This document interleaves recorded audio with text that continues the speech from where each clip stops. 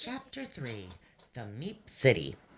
As the Meep girl led Dave out of the doorway at the base of the mushroom, he had a big shock. The cave was now full of Meeps. Hundreds of them. There was a market with stalls full of strange goods, and some of the Meeps were even riding around on carts pulled by cats. The empty cave was now a bustling Meep city. "Where did all these Meeps come from?" Dave asked Kayla. Kayla laughed. "Meep magic," she said. "We don't like outsiders to see us unless we know we can trust them. So anyone coming here by accident will see nothing but an empty cave." Dave had a sudden thought. "Wait," he said. "I was told by the farmer that you're a very old race. Are you the old people?"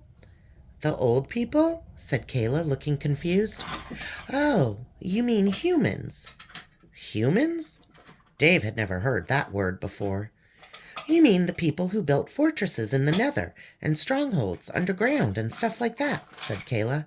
"That's what they called themselves. Humans." "Oh, right," said Dave. "Nah, we're not humans," said Kayla as she led Dave through the bustling market. "Our race is as old as them, though.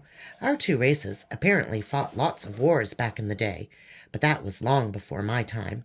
The humans ended up destroying themselves, though." "How?" Dave asked. "I don't know," said Kayla. As they walked through the market, all the Meeps gave Dave strange looks.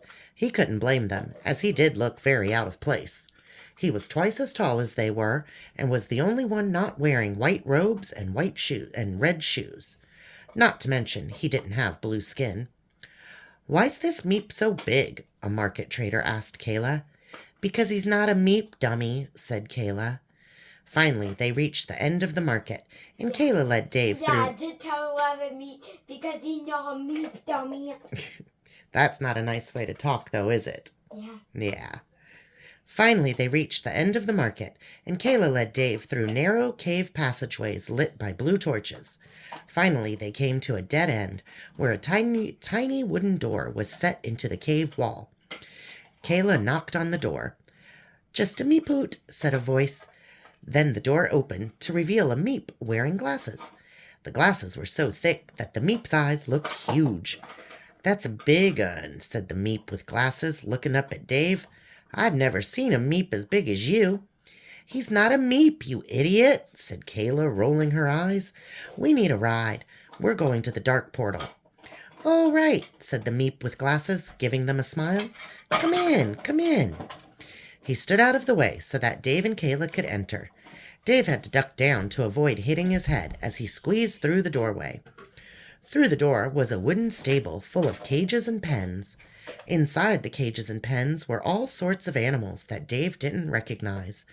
The ceiling of the room was so low that Dave had to stay hunched over. "This is Tyler," said Kayla. "He looks after our creatures. Tyler, Dave, Tyler." "Pleased to meet you, big fella," said Tyler, shaking Dave's big pink hand with his tiny blue one. "You too," said Dave. "Normally, I'd recommend a dyed cat for getting to the dark portal," said Tyler, going over and stroking a cat with purple and black fur. "But that big fella won't be able to ride on a cat. How about one of these?" Tyler opened a stable door to reveal a creature that Dave was familiar with, a horned sheep. The horned sheep gave Dave an angry look. Can't we just walk to wherever this dark portal is?" Dave asked. He had almost been killed by horned sheep before, so he wasn't keen on the idea of riding one. "I wouldn't recommend it," said Tyler. The way to the portal is fraught with danger. Lots of narrow passageways across endless drops and very little light. This sheep knows the route, so if you stay on his back, he'll bring you the right way." "So I have to ride on that thing's back and just hope for the best?" asked Dave. "Exactly," grinned Tyler. "Don't worry, you can trust old Mabel." "And I will be with you too," said Kayla with a nasty grin, "to hold your hand in case you get scared." Reluctantly, Dave agreed. Tyler attached a lead to Mabel, the horned sheep's collar, then led them through the stables.